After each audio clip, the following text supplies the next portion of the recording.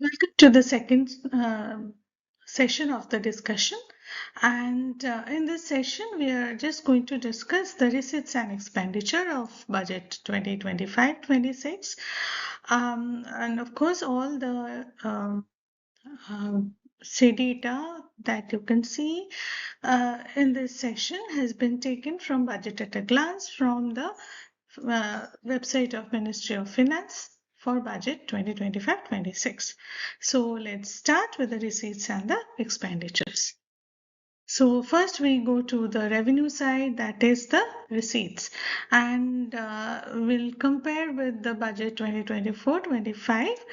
So if we compare, there are not much changes. Only thing is that we can see that borrowings is going to be reduced. So it was 27% in the previous budget, and in 25-26 it's going to be 24%. And income tax, this one, income tax was 19% in 24-25, but here it is 22%. And more or less the other receipts has remained the same. Now let's go to the expenditure side. And here also we compare with 24-25. And here also there is not much change, only interest payment is expected to rise in this year's budget by 1%, and there is an increase. Here you can see state share of taxes and duties by 1%. Otherwise, more or less it's the same from the like the previous year. Now let's discuss the deficits. First, we go to the definitions of the different deficits. You might know, but let's just revise. So, fiscal deficit, it is the difference between the total expenditure and the total receipts, excluding debt capital receipts. Okay. Then we come to the revenue deficit, which is the excess of revenue expenditure over revenue receipts. The effective revenue deficit, it is the difference between revenue deficit and grants in aid for creation of capital assets. So the grants in aid is actually a kind of revenue expenditure, but if it is used for capital assets, then it is deducted because it is considered as a capital expenditure. Then the primary deficit, it is fiscal deficit minus the interest payment. And the effective capital expenditure, this is a parameter which has been introduced in this year's budget. It is the sum of capital expenditure and grants in aid for creation of capital assets. So it is the total effective capital expenditure because it is including the grants in aid which is being used for capital creation of capital assets.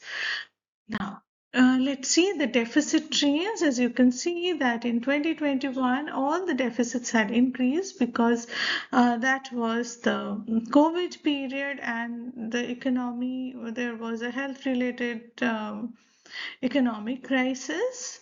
All of you know about that. And so the deficits had to be increased because government spending increased in that year. But again, the government has managed to rope in the deficits to reduce it with time. And you can see all the deficits have a decreasing trend. Then we go to the sources of deficit financing, and you can see this green line, this is market borrowing, that is government securities. And this another big one is the securities against small savings, and this there are short-term borrowings and the rest. And you can see that the short-term borrowings, that is through treasury bills. So there has been a repayment of treasury bills, but no new net increase in short-term borrowing through treasury bills. Next, we go to the next slide, that is trend in tax receipts. And one thing is, again, you can see during 1920 and 2021, there had been a reduction in the tax receipt, but again, it has picked up. And one thing is the direct tax, the proportion of direct tax is on the increase, which is a good sign. And the indirect tax has remained the same from previous year, but direct tax is expected to increase. Next, we have the trend in net receipt of the center, and you can see that the net tax revenue is the major portion which contributes to the government exchequer, and non-tax revenue is a small portion, and non-debt capital receipt even smaller portion. Non-debt capital receipt, of course, you know that one which is consists of repayment or divestment, which does not create any liabilities of the government. Then we have the composition of the government expenditure, and here you can see that central sector scheme, it is a major part, which is 16.22 lakh crore, and then you can see that other central sector expenditure, then centrally sponsored scheme is this the light brown, and of course other loans, and there is establishment expenditure of the center. Then we go to the total expenditure in the revenue account and effective capital expenditure. And effective capital expenditure is a significant part. This is in terms of percentage of GDP, and revenue expenditure is, of course, higher. And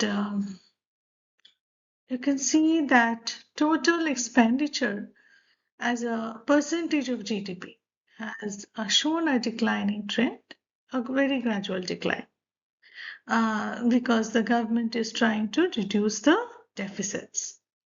Then we come to the trends in capital expenditure. We have seen that from the past 3 years, 3 to 4 years, there has been quite some increase in the capital expenditure by the government. So again, that means there has been a public investment which is going to create asset for the country.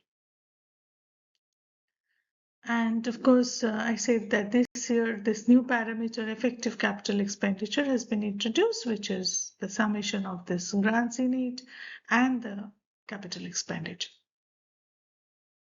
Then you can see that capital expenditure in terms of percentage of GDP, and so this is, you can see there is very slight increase from the previous year.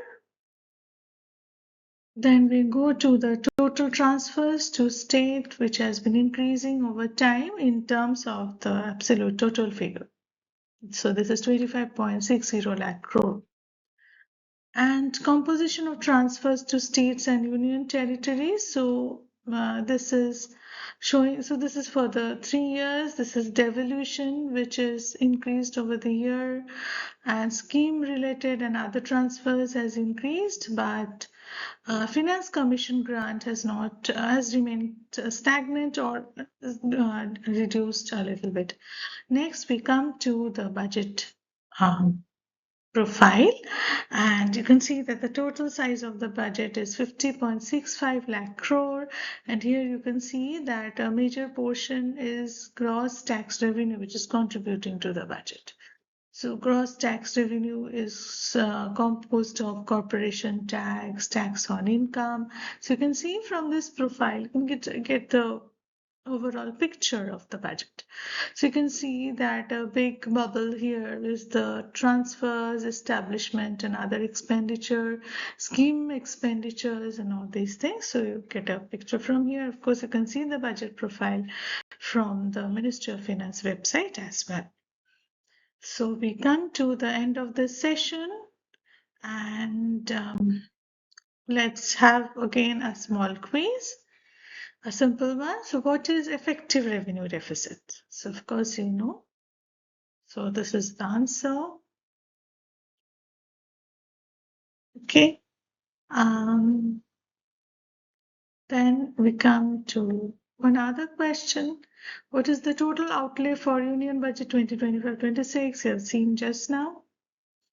So it is rupees 50.6 lakh crore. With this, we end our session.